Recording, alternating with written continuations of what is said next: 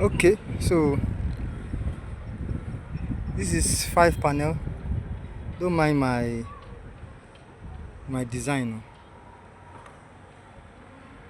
So this is 1 2 3 4 5. So I am trying to avoid putting one panel here, so that's why I had to shift this one up.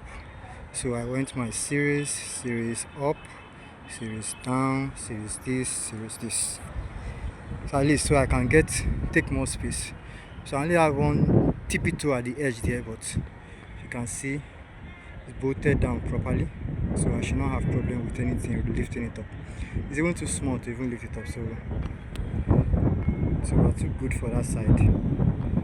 So there's this thing 6 panel here before, so this is the ones that just came in today. 1 2 3 4 5. So series in up here, down here, down here, down here.